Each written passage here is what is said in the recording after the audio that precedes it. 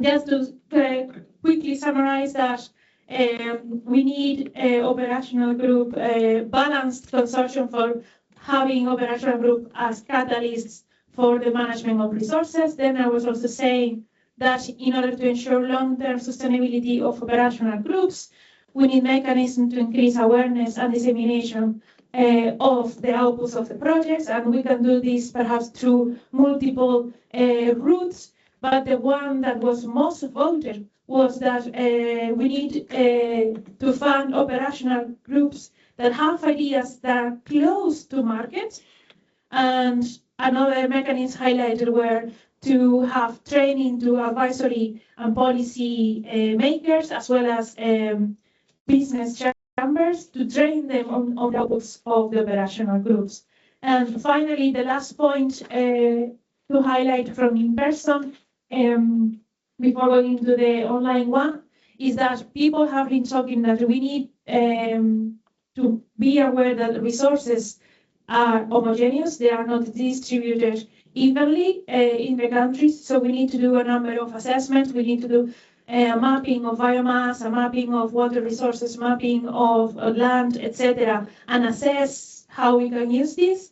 And we need to involve local authorities in order to do that, in order to create good policies for this mapping that will fund or create thematics that will create operational groups that will utilize the agroecological landscape rather than the political boundaries of the country, right? And just really quickly, the most voted idea from the online session was that we need to demonstrate effectiveness of innovation through peer-to-peer learning. Thank you. Thank you very much, Carmen. And now we have Patricia with group A2. Thank you. The group A2 was a deal with the following questions. How can synergies between OGs and between OGs and Horizon project illustrate barriers and opportunity? So the group have identified some barriers. First of all, is the language. So to have a common language that could be understood by everyone, but also in terms of speech. So on that is a language that could be correctly for the target, for the people involved. The other barriers is the time, the availability of time also for the farms, the operational group, and in order to identify a space in which time could be used more effectively. Then there is the problem of overload of information and the meeting. So today we have a lot of information, but it's not so simple to identify which are the most important, which are the solution of the information that will help them. And the third barrier is the particularity or diversity at the national level in terms of frameworks, regulation, funding, values, streams, and so on. So in order to these barriers, there are also some enablers that could help to unlock these barriers. For example, the presence of funding that could help about this problem, facilitator that could be advisors, but also common organization, but could also be a national network.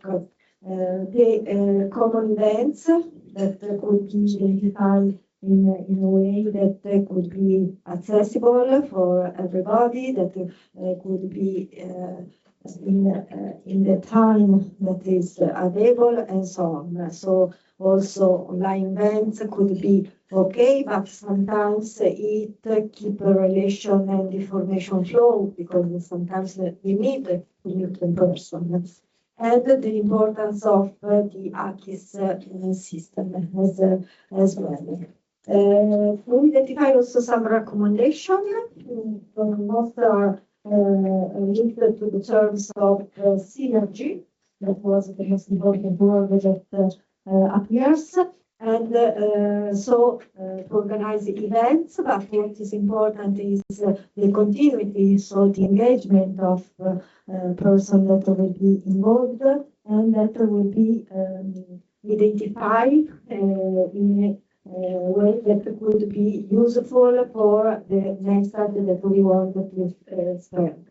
Another element that is important is the better use of results, so the scalability of the solution, the measure of the impact of the project, both operational group and horizon, and also the way in which the results could be added together. Today is an example of that. Information that must be accessible, so equity on access to knowledge, and we have also speak about the we will say like mandatory participation in activity of the farm or the stakeholders that are the key stakeholders of that project. No? I see that probably online activity, most of that elements also are identified. The most popular was that the Horizon project should involve at least a specific number of OG above after the project on the access issues. Barriers could be money for them, but opportunity to do know real needs. So it's also for them important to try to find funding that could involve all the subject of the operational group, the stakeholders, and that also needs money. Thank you. Then I will go to my paper because otherwise I don't remember. They were good and like writing in the computer. I still have the original paper. We had like several discussions. I would first of all mention the categories of mechanisms, concrete mechanisms that were discussed. First of all, we were discussing, as I said, concrete mechanisms to integrate farm level solutions into national, regional, and EU level strategies and ensure that these practices can influence somehow policymaking. So the scope was really to find possible tools at political level that can be introduced to support the adoption of bio-based practices. There was several elements were mentioned. First of all, there was a block of topics related to legislative actions, so harmonization of legislation and regulations, and particularly the harmonization of legislations and regulations at national level was one of the most popular among participants.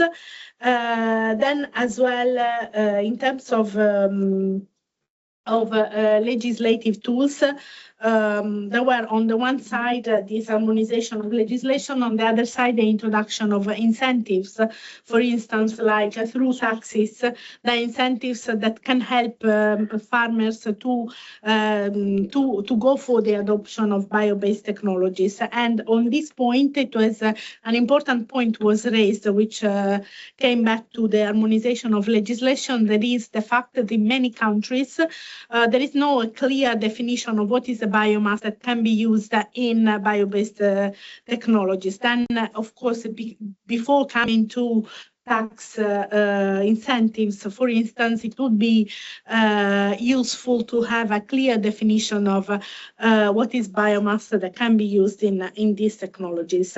Another big, let's say, group of activities was the support of training, advisory, and for farmers and advisors. So support the use of up-to-date advisors for farmers, and there was another, including the demonstration farms. So training and the use of demonstration farm as a tool, both for training and advisor, was very much popular among participants. And another point was the support to the creation of networks at local level, that can really foster a collaboration and real communication between farmers and local actors and local policymakers. That was as well very well highly considered by participants. And then there was as well another topic which was somehow sort of fil rouge in all the discussion, the creation of a narrative about bioeconomy and the bioeconomy products. And this was related both to the involvement of policymakers, but it was as well related to the use of the education, let's say, of farmers to use the bio-based products or bio-based technologies. Then it was related, of course, to local networks, but it was related as well to effective communication between farmers and policymakers. So communication, even a direct communication, because that was raised by farmers in the groups, which were in fact pointing out that often policies approved at national level or EU level don't necessarily address the needs of farmers. And then finally, that was very much voted by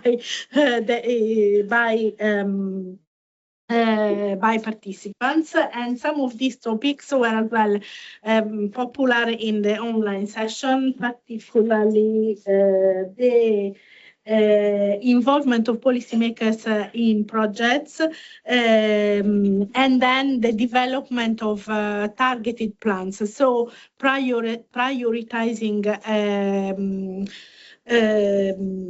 needs, in fact, and so come up with strategic plans, because all these needs, the needs of using bio-based strategies, bio-based products, are always in the table, but then they would need a better prioritization of needs. And I think it's all from my side. Of course, then we will circulate a thorough and comprehensive summary of these discussions. These were just some highlights. And then I would ask Roberto, I think, Ferrigno for Table B to provide us some highlights as well. Thank you. Thank you very much. We've got a discussion about policy, basically. What is the status of the European Union's policy framework in respect to bio-based solutions? Sorry? Maybe you can use this one. That's not enough. Okay. All right. No? You hear? Okay. I'm sorry. I just sing the song. Yeah. Sorry. Again. Okay. I'll use this. That's okay. So we discussed about policy. What are the current policies? What kind of policy we may need in the future? How current policies can be changed to better support the objectives of this session, of this conference, I have to say, but also basically of all projects that today have been discussing. Many issues have been already mentioned, so there was a large agreement in terms of identifying the current problems in the lack of coherent legislation. There is no coherent framework legislation. Actually, some of existing legislation is basically constitutes a problem, a challenge rather than opportunities. Talking about what is in the pipeline of the EU institutions at the moment, We briefly mentioned the Biotech Act number 2, which is supposed to be the main booster for the bioeconomy and particularly the bio-based industry solutions. We talked about the Circular Economy Act. Both of those legislation should be adopted by the end of this year. So also the Circular Economy Act, as far as we know, is going to modify some basic criteria of the existing legislation, such as the Waste Framework Directive, terms to further promote recycling. So the Biotech Act number 2 and the Circular Economy Act possibly will change a little bit the situation at EU level in terms of offering a more precise legal framework for the development of the bio-based solutions. The third pillar we discussed about is, of course, the Common Agricultural Policy. The current Common Agricultural Policy gives member states a lot of leverage in terms of implementing at national level environmental solutions, including the support to BioReFarmeries and the development of the rural economy. This is not enough, and we see on the field that this is not going to be enough. Also touching on the issue of financing, we also identified a huge gap in financing opportunities for BioReFarmeries.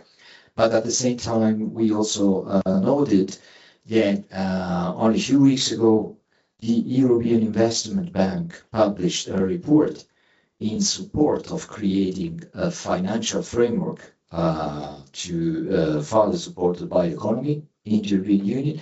The European Commission has set up a working group, including financial actors, public and private financial actors to support the bioeconomy. This working group has become operational in the month of April. The work program is going to be adopted. So there are some initiatives also to hopefully fill the gap in financing, particularly BioReFarmeries. But the future Common Agricultural Policy is also a big question mark, because what we know so far is that there will be less money available. And of course, this is going to create some headache, both for the EU institutions and governments, and possibly for farmers.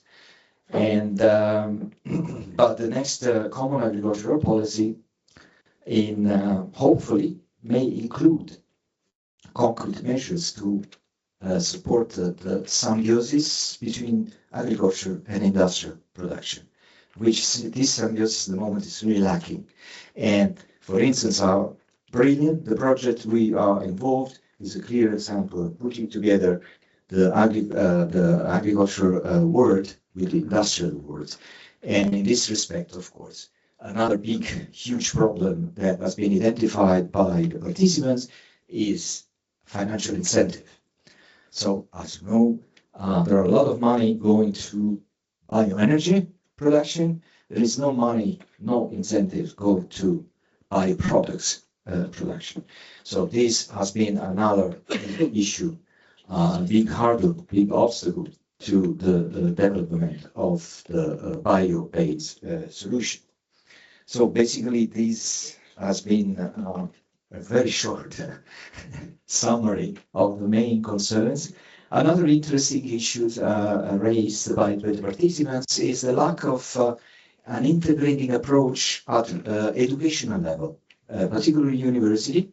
One of participants, a professor from Finnish University, highlighted progress made in Finland in terms of expanding the knowledge base of bioeconomy, particularly in relation to the forests in Finland, of course, but still we commented probably on the need to create an active framework, university frameworks at European Union level. There are instruments to promote that, which is, it was considered one of the actions to be undertaken to promote the bioeconomy. In terms of existing legislation, of course, the Waste Framework Directive was identified as a possible booster, particularly, as I mentioned before, in the framework of the Circular Economy Act that is going to be adopted by the end of this year. The Commission already anticipated changes. The Commission is going to propose changes to the end of waste criteria, to harmonize end of waste criteria at European Union level. That would be already a good progress. Also changes in terms of supporting recycling activities in this respect, and to support also transboundary movements of recyclable waste within the European Union. So those issues probably are going to be addressed by the Circular Economy Act. And finally, and then I conclude, in terms of boosting the symbiosis between agriculture and industry, the Biotech Act number 2, which is going to also be adopted by the end of the year, should be definitely the overall legal framework in support of the bio-based solutions in Europe. So keep an eye on the developments of this Biotech Act number 2, because it's going to be developed by the European Commission in a very short time. So we need to pay attention. As APB, European Bioeconomy Bureau, we are among the stakeholders that are going to be involved in the further discussion. Probably that could be the opportunity, because through the Biotech Act, there could be the opportunity to develop the lead market initiatives that are being foreseen by the bioeconomy strategy.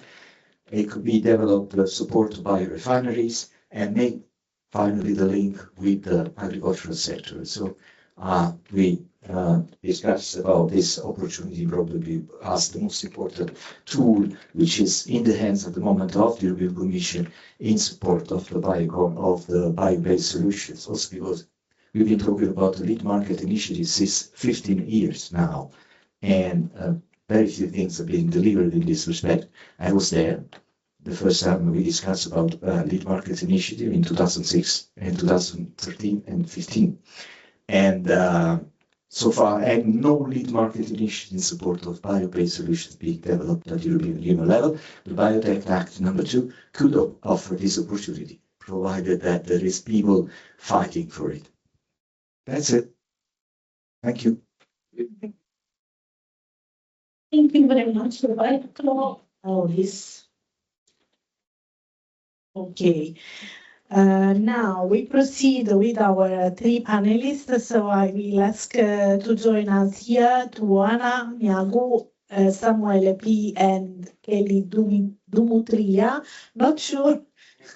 Dimitrulia. Oh, okay. Apologies. Please, you can take a seat here and yeah, we'll briefly introduce. Now I will try to use the other one if it works.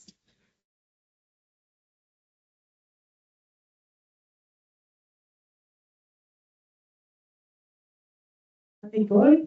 Yes, kind of. Then we have, as I said, Oana, let me, because just like I don't remember everything by heart.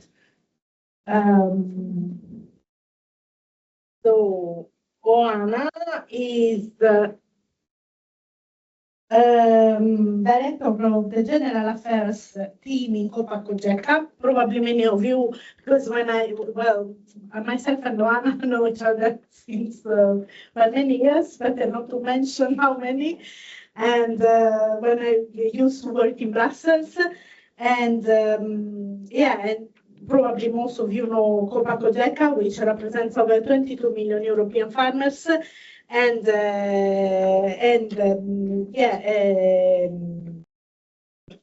represent them and their interests, of course. So among, of course, the EU stakeholders and at EU level, and with all other relevant stakeholders for farmers. Then we have Samuele, Samuele P. Samuele is from the Tuscany region, but here it represents ERIAF, the Secretariat of ERIAF. ERIAF is the European Region Innovation Network for Agriculture, Food and Forestry, and it is an informal network of regional authorities founded in 2012 in Florence, in Italy.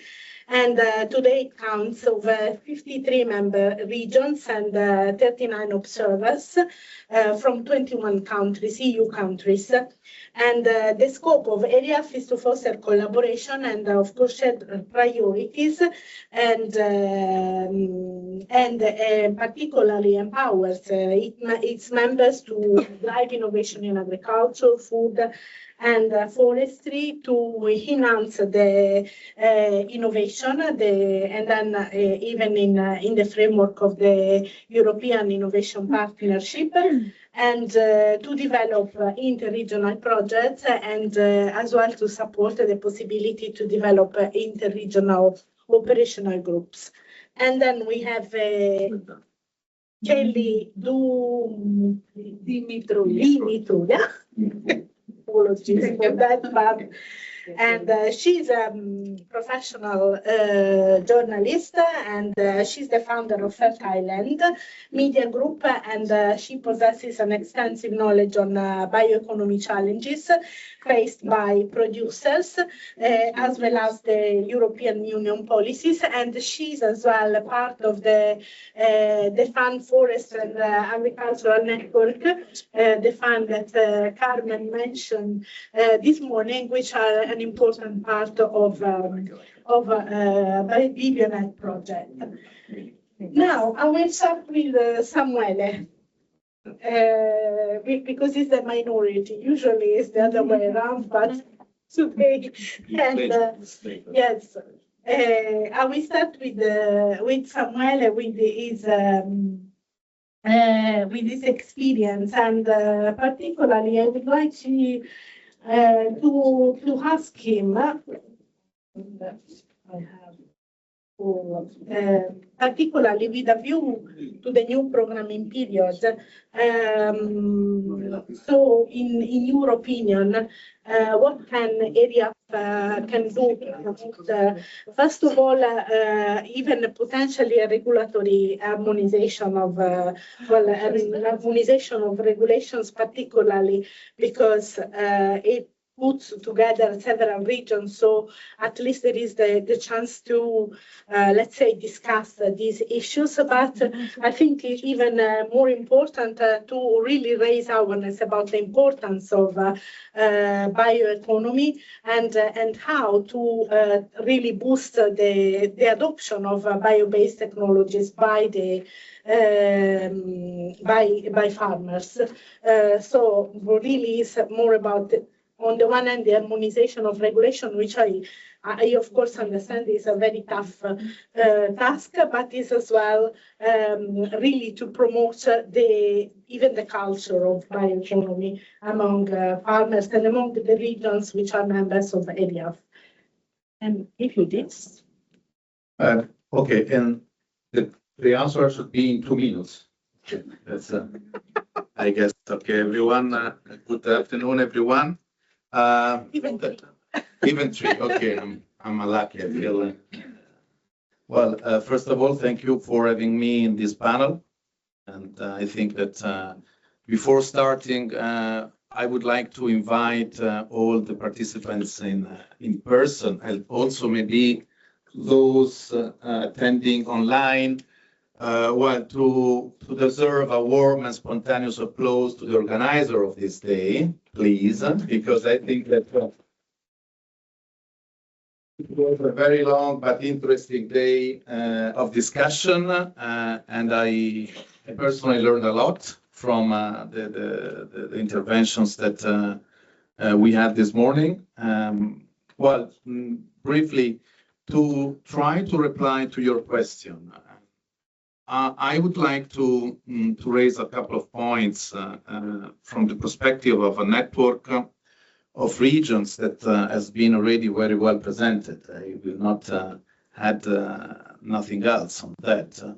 I think that we should always consider it when we have to raise how to promote the bioeconomy concept. Well, we have to keep in mind how fundamentals are the basic on the basic information and the basic contents. Because if we go outside and asking, well, the people or even our colleagues in our offices to describe or to offer, to present a definition, which is bioeconomy, which is a bioeconomy product, I think that if we are lucky, we will receive many different answers. So I think that one of the main activities that a network of regions and also those that are involved in different roles in this kind of mission, let me use this word, is to do an effort on well, defining the concept of bioeconomy and which is a bioproduct. I give you another example. Everyone can easily understand which is an organic product, which is more complicated if you consider it, or if you have to list or to name some product produced by a bioeconomy circular process. So I think when I say we have to always keep in mind the basics, I'm inviting also our regions, our policy makers to be aware that if we do that exercise of defining that concept, we will increase the awareness also of the potential producers, of the potential consumers on that new concept behind the bioeconomy. So once you have increased the awareness, it will be easier to convince the policymakers on prioritizing the investments of human resources first, of financial resources, while supporting the bioeconomy project on the ground. So I'm concluding the first, well, the first answer, giving some concrete examples according to the experience received supporting the network of the regions that are also through the working groups that we have inside AREAF are also implementing and are also involved in some kind of projects that you have mentioned, and also in some other projects always in bioeconomy. So very concrete examples. To complement what has been already said in this morning and in the report of the groups. Well, I think that according to our experience, it was useful to involve in the projects local policymakers. Simply inviting them in the meetings, informing them through the email, and also organizing with them public hearings in the public bodies, regional assembly, local council, because, well, you know how politics works. Well, you offer an opportunity to be visible on something original on the ground.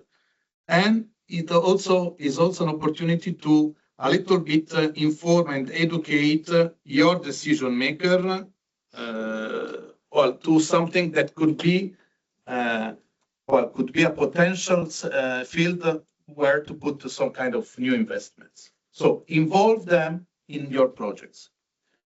It's up to you to choose how, at the beginning, during, or after. And another part is,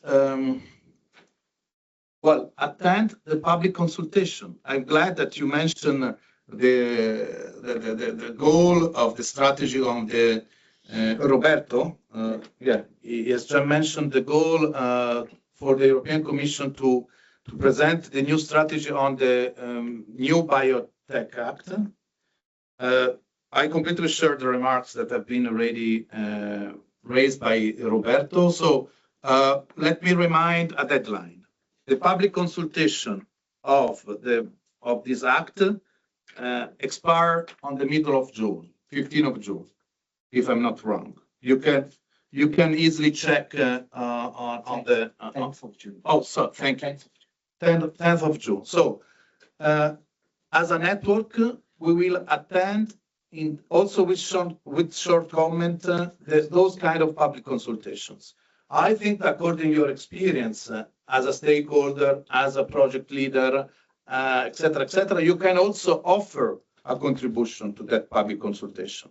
Because, well, doing that, you increase your chances to also recognize something of you, of your experience in the future strategy, et cetera, et cetera. I'm stopping here, and I thank you. And I would like also to ask to the speakers of the morning if you have already involved your political policymakers in the project, if you have already experienced something similar on that. Thank you.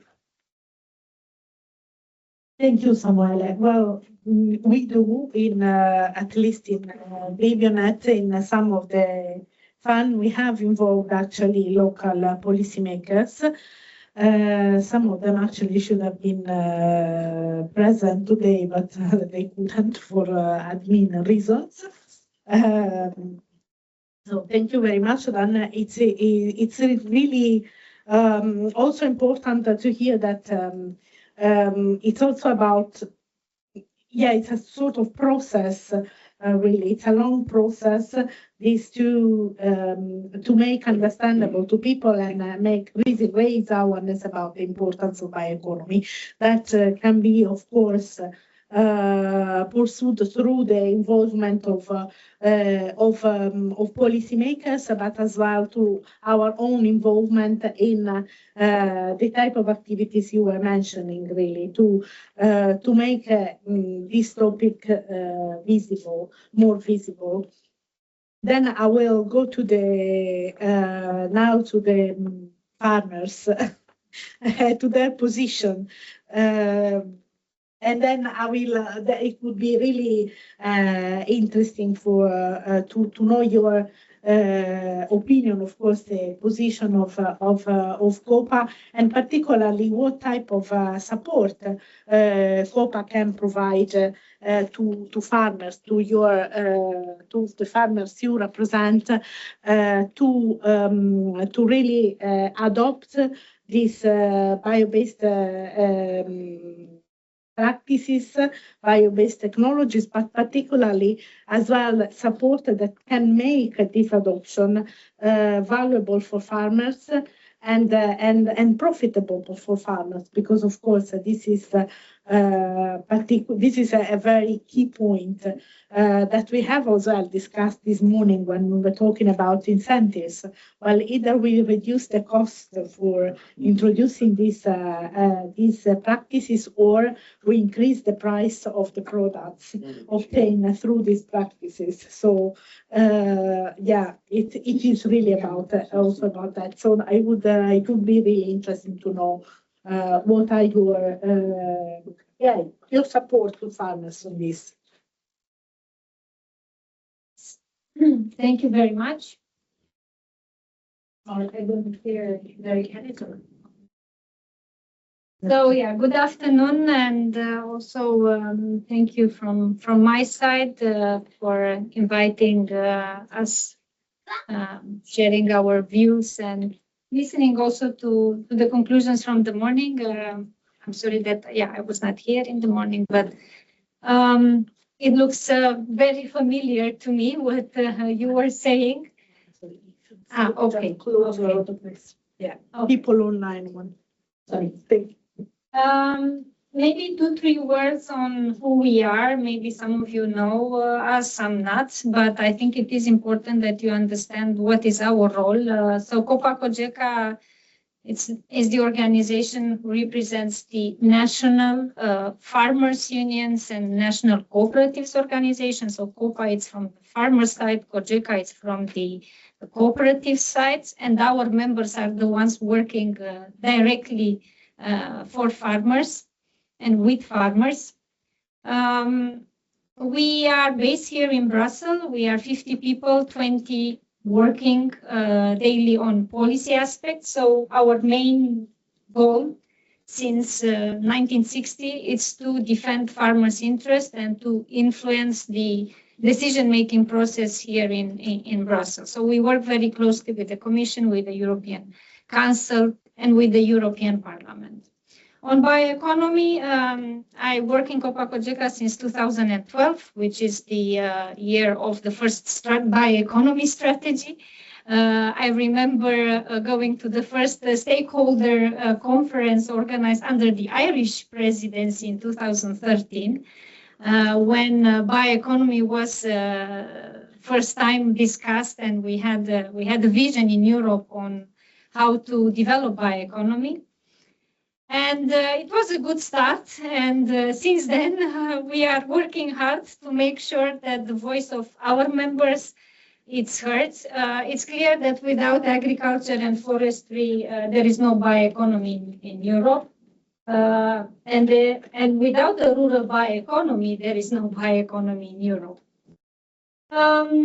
What we are defending, let's say, what is our role to make sure that our members, farmers organizations, cooperatives are also part of it and benefiting from bioeconomy.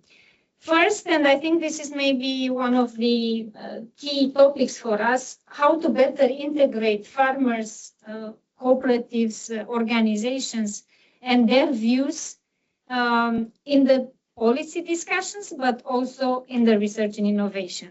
I think you all know, and I can imagine that, some of you have quite a lot of experience on bioeconomy.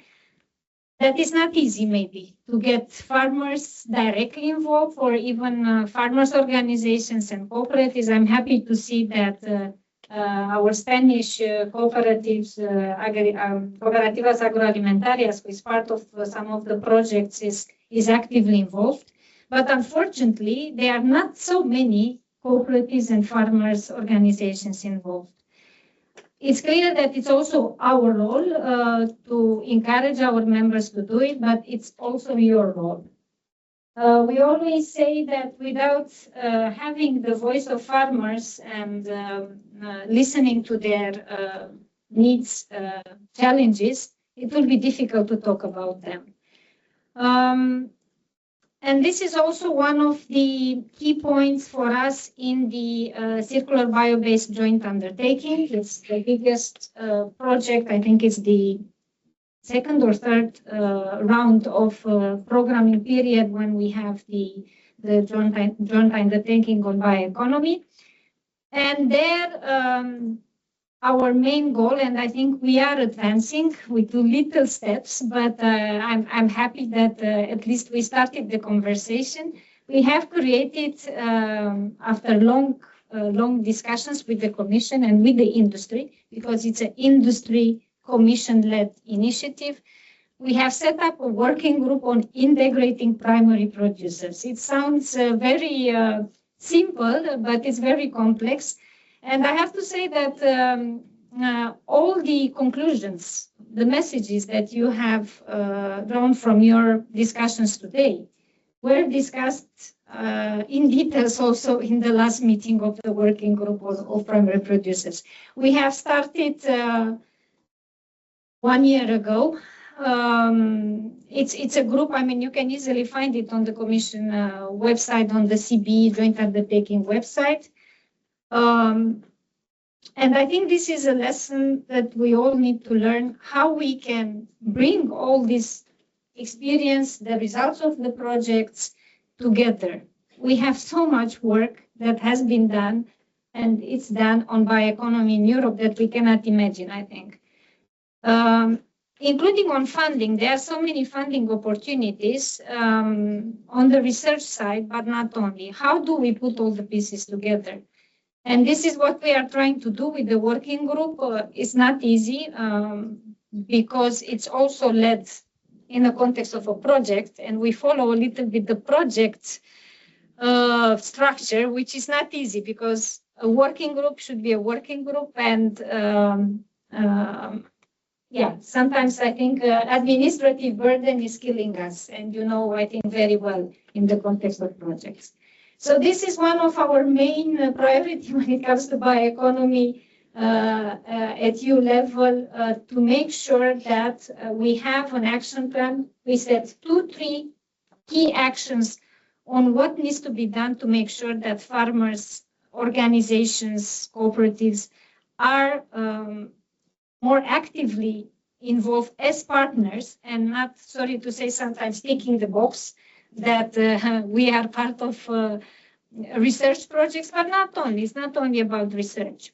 On the policy side, and I think the last speaker with the conclusions highlighted very well where we are and where we are not when it comes to the lead markets. And I was there, maybe not from the beginning, but I remember in 2012 that we were discussing about this.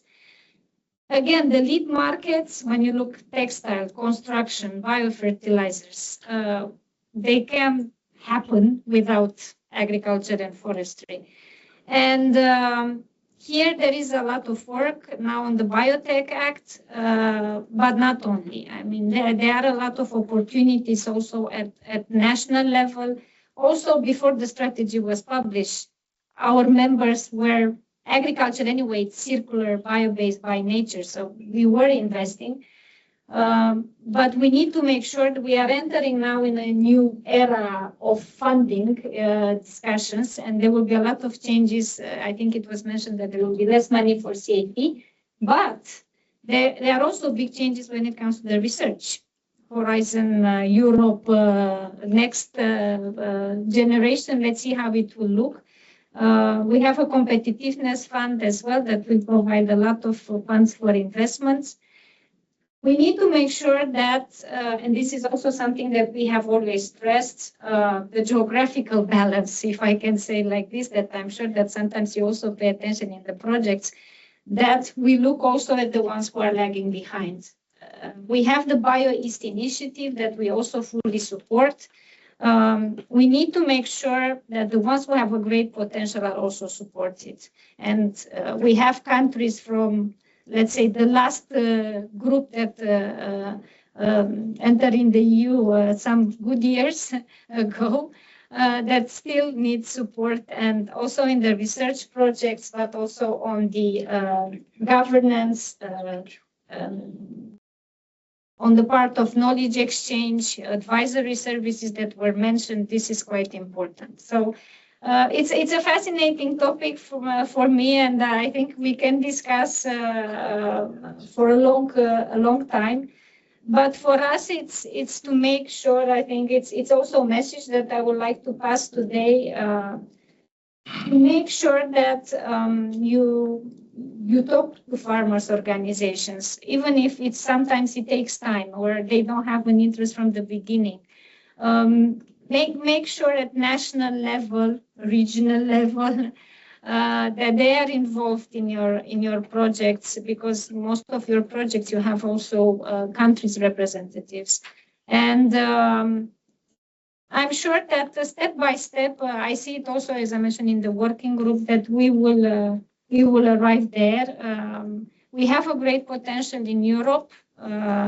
For the moment, a lot of research was unfortunately used outside, but let's hope that with the new strategy and also with the new legislation, that the industry will be kept in Europe and we will all benefit for it.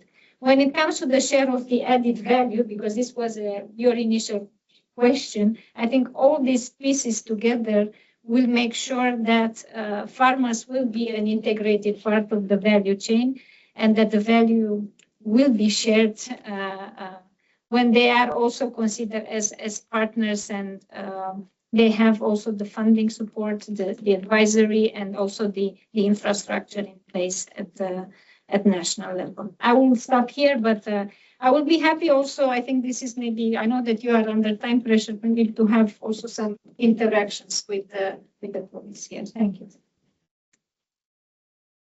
Thank you very much, Joanna. And actually, yeah, some of the topics you mentioned are some issues that we discussed at least within the project. I'm involved in several projects, and we always discussed about how to involve farmers.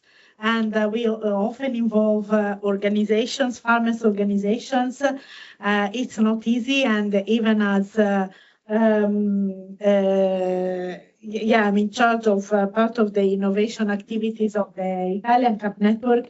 And even there, we discussed a lot about how to involve farmers. Of course, farmers' organizations are our main target because we have million farmers in Italy. But still, it's for us, it's really very important, the direct relation with farmers' organizations. Now I will go to Kelly, and here we talked a lot about this morning about how to better communicate the value of bioeconomy and even how to create a narrative of bioeconomy. So I really would like to have your view as professional journalist and really to understand, particularly expert on these topics, to understand how really the communication can help this narrative, can help even educating. And I'm not talking about farmers here, but normal people, because this morning we have been discussing as well about water, for instance, and sometimes some of the barriers to the adoption of these technologies lay on the lack of knowledge on people. So how can communication then help on it? Good evening. Thank you very much for all this experience. It's very important that we're discussing all these important subjects for the agricultural and forestry. And we are all sure, I believe, that if the farmers weren't around us, we couldn't have the opportunity to talk about all these things that are important for all the civilization. I believe that the information, the communication is something that we have to bring to the farmers. It's something that the farmers have so many things in their minds. They're professional to in their cities, in their villages, in their land, but they don't have the ability and the time to think of everything. So we are responsible to make them to be informed about all these things. Bioeconomy is not something that they don't know. It's not something new. It's something that is coming from the past. It's something that our parents, our grandparents lived with this, but maybe they didn't know this word. Maybe they used another word. So it's something familiar to these people all around the world. Bioeconomy, it's something familiar, but it's something that is coming by a new way, and we have to communicate this new way with other way to these people. So yes, we have to find the words and the way to do it. I decided to get involved with this subject before 15 or 20 years because I'm living in village, in a small village in Peloponnese, and my family, all the members are farmers, so I was feeling the need to communicate things to make the farmer's life more easy or more interesting, maybe. So I realized that it's not easy to make them understand some things, and I was trying to find easy ways to do it. Like giving them the things or success stories or other stories more simple. That's why I had a TV show and a magazine for this reason. You know, I believe that all the farmers have a story about bioeconomy to say if we are asked them. And they can say things about how they fertilize their land, how they use their water of their land. And really, I believe that it's more easy to communicate things and share things with them because they know what it is. But we have to say it with other words, maybe, with today's things or stories. If you believe that I can answer to something, yes, but I took my heart and. No, but it's really important really to communicate also through stories because it's something that we also try to do. And of course, it means really involving farmers and making them really explaining what they do and involving them, but explaining what they do and not only the critical point, but also what the good things they do for society, because it's actually sometimes we really stick with the problems and with the. Sometimes I hear a lot about issues related to farming, but environmental issues related to farming. Sometimes in the news you hear a lot about this, but there is really few stories that actually highlight the benefits of farming and experiences of farming. So we should probably try find a different key to explain certain things. Now, some I think there is another exercise also, and we are doing it with other representative of primary producers, forest owners, and other organizations, and also with the industry, is to explain also here in Brussels what we do and what you do. I mean, yeah, you were mentioning about defining bioeconomy. For example, we have this kind of exercises going to the European Parliament, explaining to the members of the European Parliament why bioeconomy is important, what the farmers are doing, what cooperatives are doing, and what is the impact of their decision, because it's a lot also about putting all the pieces together that would have an impact, positive or negative, on developing further the bioeconomy. So yeah, this communication is talking with farmers, talking about farmers, and also with the policymakers, including in the regions. I can imagine that not all politicians in the region, they know sometimes how rich they are when it comes to the potential or even with the businesses that were developed.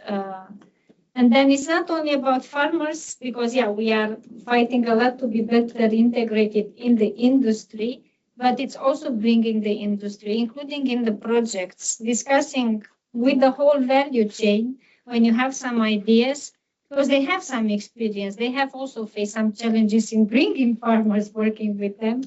So but communication is key, I think, even more than in the past. Unfortunately, yeah, we use a lot now online meetings and a lot of social media. So it would have a huge impact. And creating networks to exchange knowledge, I think it's very useful. Thank you. Thank you very much, Anna. And some reactions from. Thank you, David here for Oana.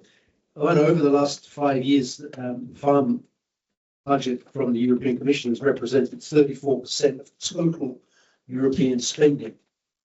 You know the number better than me, but for 4% of the working population.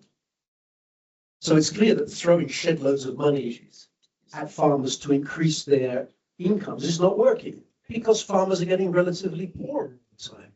So how will you deal with that in these negotiations around the CAP now? If throwing loads of money is not working, What are we doing wrong and how can we do it differently?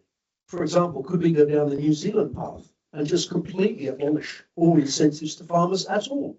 New Zealand now has the most wealthiest farmers in the world.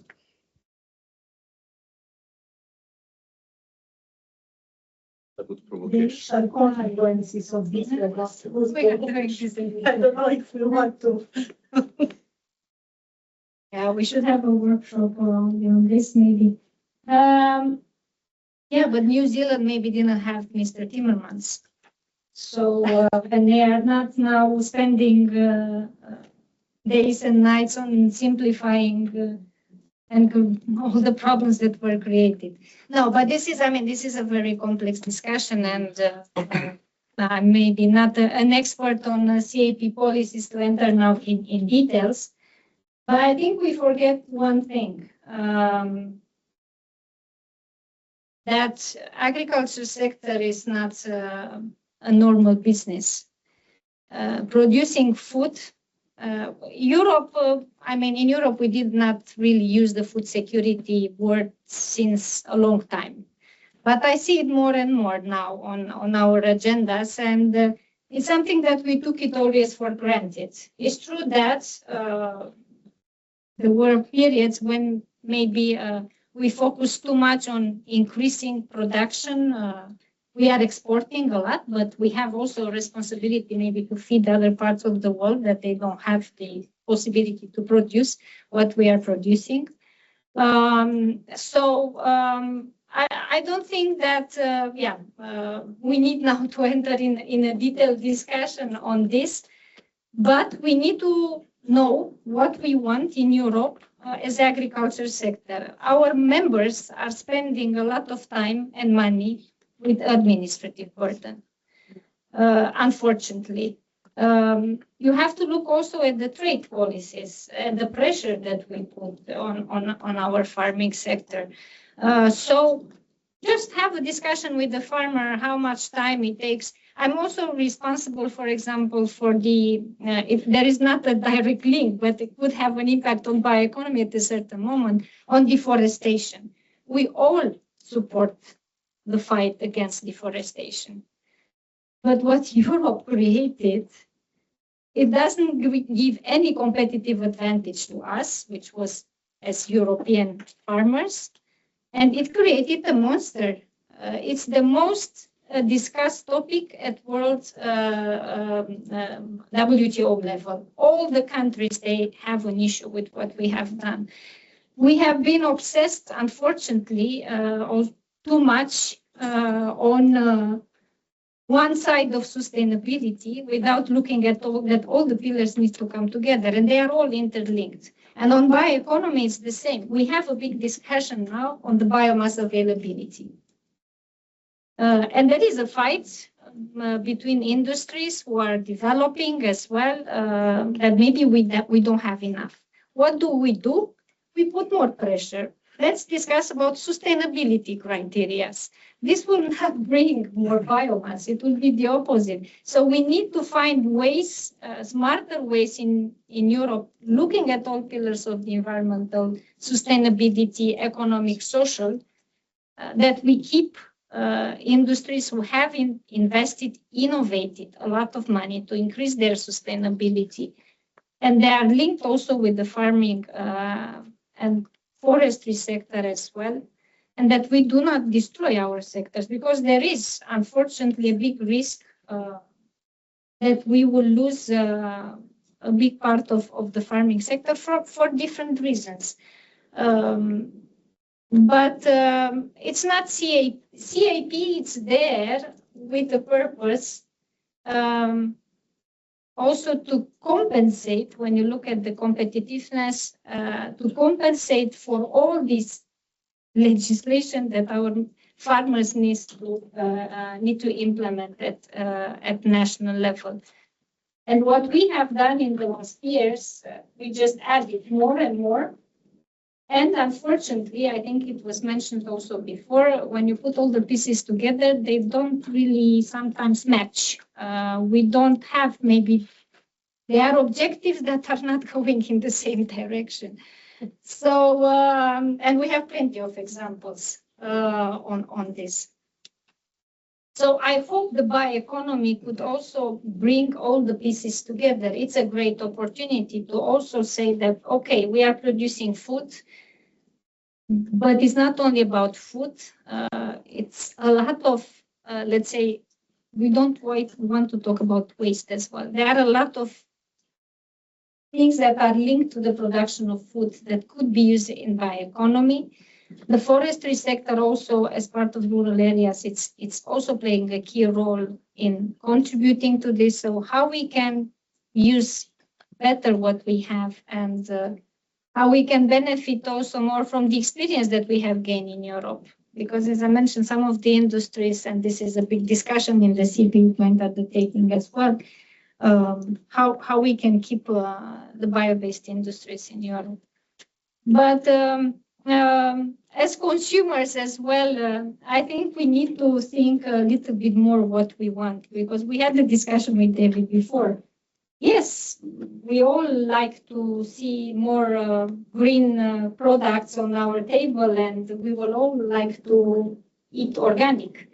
But when you go to the supermarket, then some of us change our mind, and then how we can also maybe look at more eating from Europe, thinking more at the imports, the impact that they have on their countries on environment, if they have the same legislation. So I think we are deviating a lot from the topic, but it's part of the big topic of bioeconomy, because there is for sure also an environmental part, apart from the key role of bioeconomy in fighting climate change and replacing fossil-based products, materials, fuels. There is in the core part of the discussion is the sustainability of agriculture and forestry, and everything contributes to this, including the funding, but including also the legislation that needs to be implemented in Europe. Thank you very much, Anna. And any other reactions as well online? Of course, people online, they can hear you. So if some of you want to ask questions or contribute. Is there any questions? I understand that it's. Thanks. Thank you. Well, very interesting your experience, Kelly. I think that it's very important to set up a method of communications where farmers first communicate to farmers, because as one knows very well that farmers are trusting first of all other farmers, and the first knowledge or source of knowledge for farmers is experience. And when we see, when we have to talk bioeconomy experience, circular economy, so trying this exercise with with some farmers, actually, before being a policy officer, I was a producer of olive oil in my region. So, and the arguments that they really immediately use, okay, I'm listening to you, but which are the results of the problem? Which are the results? Well, this urgency to check or to test the results of these projects. I think it's also a key to communicate with farmers, and a key to involve them in a very easy and direct way. When they see a positive impact, they will be your first ally to promote in their network your project. So I think that it's very difficult sometimes to create some common platform or common ground where we can have a very normal exchange with the farmers. But once you have got this this stage, well, I think it's everything. It's easier. That's why it's very interesting your experience of communication. I see the sector of forestry, for example. Forestry is everywhere. Now we are trying to implement the forest of future, the multifunctional forest in the future. But the point is that how to see forest in a different way. So I completely share what you said. Explaining bioeconomy is how to see agriculture in a different way, reminding the memories of the past in some cases. So I asked a question to the speakers this morning, but I understand that they were, or maybe some of them they left. Okay, I was asking, in your project, did you involve in your activities some local policymakers? Question marks.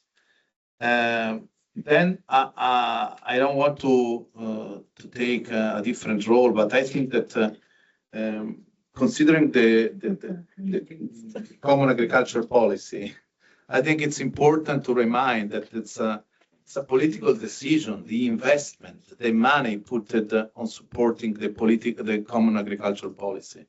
And investing money in that primary sector is a real political decision that has been supported for decades and is still supported by the European citizens and the public opinion. So that's why I think the solution is not to reduce the money for the common agricultural policy. I'm trying to reply to the mister that he was asking the question, but so the solution is not reducing the money to the common agricultural policy, which is a political decision supporting the common agricultural policy, supported always in the past and also nowadays by the public opinion and the European citizens. So the point is how to increase the European budget, how to increase the European financial resources. That's I think the answer to get and to the challenge to face in the present and the future. I disagree. Totally. Let's not say something, Maya. Yeah, I think there is also a hand raised in the Yes, okay. online. Marianna Ferrigno, which happens to be a colleague of mine, actually. Yeah. Hi, everyone. Hello, Marianna. Please. Thank you. Good morning to everyone. I would contribute to the discussion with some pills, drawing inspiration from the discussion of all the day and from my experience, of course, and basing on my participation in some of the project of today, or in AQUAGRI-KNOW project in particular. And coming from the participation last week in the UCAP Network Water Conference on Water Resilience in Agriculture, during which the same topics were discussed, of course, about water and innovation for on-farm and sustainable use of water. And I find some common question and some common answer with the discussion of this meeting. And in particular, I would summarize some pills, if useful to the discussion, and to, I don't know, to contribute to this co-creation of policy recommendation. About policy, first of all, what emerged not only from the conference but only during the regional social lab of the AQUAGRI-KNOW project was the need of not only a coordinated policies but also stable policies. We come from different update, for example, also the water acquis, so water framework directive and other directive related to quality requirement or for drinking use. So what emerged was the need for a stable policy framework about water. I was discussing in particular about water because it's my topic of research. And then about the need for the intervention and also about policies. Another suggestion was to care of enable action for improving action of on farm level. To be clear, in some contexts, for example, in our national context, water management is not only an on-farm question, but is mainly a landscape and territorial issue. So it is not enough to improve and to support on-farm investment and best practice for water management, but it's necessary to support landscape and territorial level enable activities and investment. For example, for water supply or for sharing measure that can be useful and effective, not only applied in farm, but all in a wider territory. And so to combine territorial and landscape approach to on-farm approach. And during the conference last week, also what the discussion also involved how to involve farmers and how to communicate or to disseminate results. And what emerged was what the colleague said 2 minutes ago. Farmers trust other farmers. So peer-to-peer learning is a good approach to disseminate results and to share technical solution, but also communication could be enabling, could enable dissemination, because communication take the attention of farmers about how to say the benefit of some approach and can pay their attention before enter in more specific technical detail. And I think that's all from my side. Thanks very much, Mariana. And actually, some of, particularly the second point that you raised was discussed as well this morning, the importance to really combine the on-farm approach with a territorial approach. So considering really the context of the environment where the farms are located. Thanks a lot. And I think that David wanted to... Okay. No. I mean, no. I just wanted to say that I don't agree. But that's it. Shut up. Otherwise, I am. Yes. Okay. Otherwise, they throw me out the room. Send you back to. Okay, it's not really a question. It's the thing that I was thinking when listening to you, because this is high level recommendation. So what I feel, and I'm sorry because I'm not working on a document, so maybe I will be saying not right things. But okay, we have bioeconomy. Then we have the circular economy. Then we have water directive. And then there are a lot of things that doesn't match. Because we've been working in circular, not specifically in solid change, but in other projects. And one of the questions about circularity is that waste then cannot be used because it's waste. It's not raw materials, it's waste. So, wow. Then there are no relations. So my recommendation is coordination between circular and water. And we are talking about farm and landscape management. So, okay, so this is high level because the policies should be coordinated and then legislation should be or aligned also with this because it's missing. we are feeling this in other projects. Circularity, then we cannot use it. And farmers also have this. Okay, let's use for forest, but then it's waste. So it's not material. Comment. Just a thought. Thanks a lot. And there was, yes. Thank you. First of all, we agree with your comment. That's One the of the first main one. points that have been highlighted in the discussion in our group was exactly the lack of coherence, coordination between the different policies. Okay, we may discuss about the fact that the European Commission works in silos. We can discuss about the fact that there is a lot of bureaucracy, and I totally agree with you on this respect. Okay, there is a lot of work to be done, and for the experience we have in our project, first of all, we work with the farmers. Farmers in the BRILIAN project, farmers are heavily involved, and farmers through the cooperative we work with are also entrepreneurs. I mean, they're not limiting themselves to work the soil, but they become entrepreneurs in terms of also producing bio-based plastics for potatoes.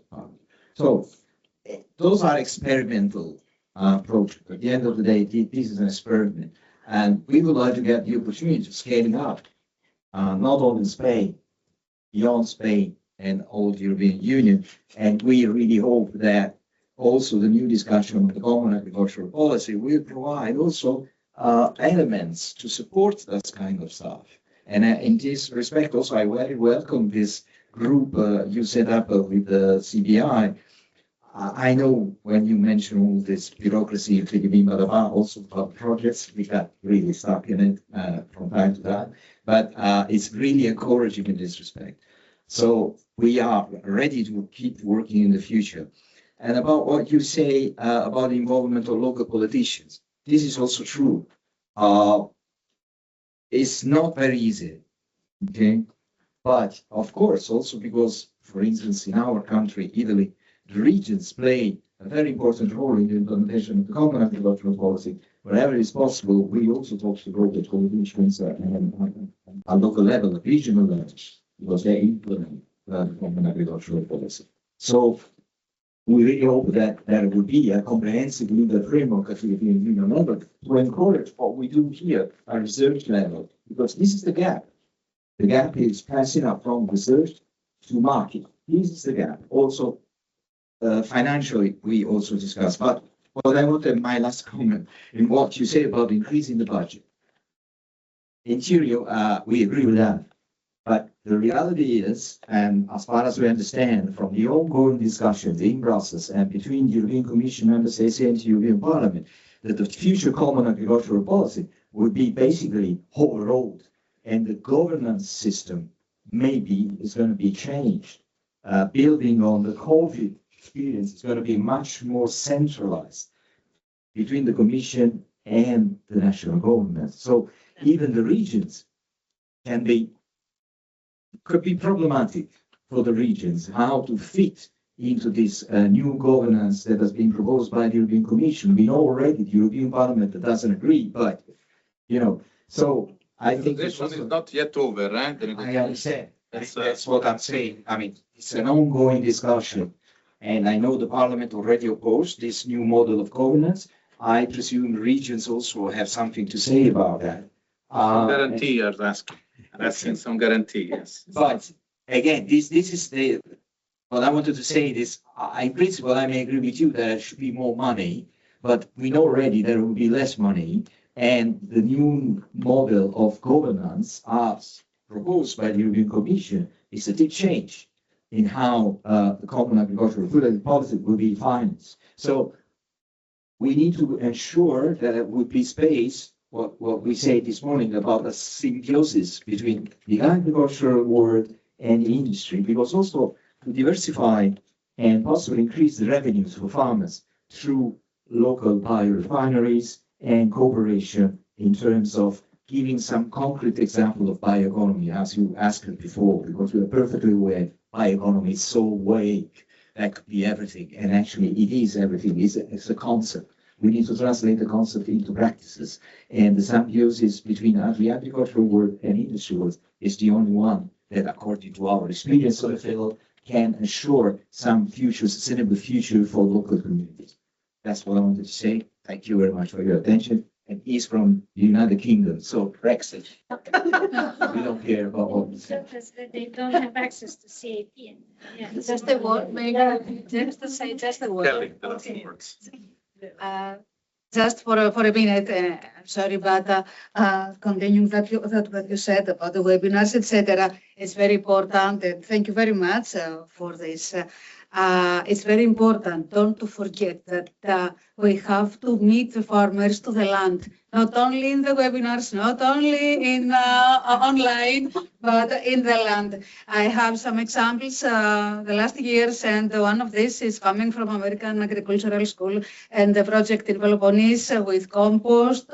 And we're making compost from the leaves of olive trees, etc. And it was so there was so interesting, so much interesting from the people from all the ages, farmers from 20 to 80, maybe they were there and they want to learn the results, and it's very important to meet them to the land also. Thank you very much. So next Thank time, you, Kelly. organize the. Yes, actually, did you know We can help you. that this project, like, always organizing events in Brussels, why we could organize something actually in. We have farms in Belgium as well. And we have Not far from. Yes, of course. In many other, well, even in Belgium, or, yeah, of course. Then thank you very much to all of you, particularly to Samuel, Kelly, and Oana. That was really, it was really valuable, your inputs, and thank you for the discussion. Thank you all. Thank you all. Just few final words by Carmen, just to close. Yes, thank you. Thank you. Perhaps some organization, perhaps we can take a photo online and in person before closing and before people start disconnecting online. Just wanted to thank especially Samuel, Oana, and Kelly for being in the last panel board.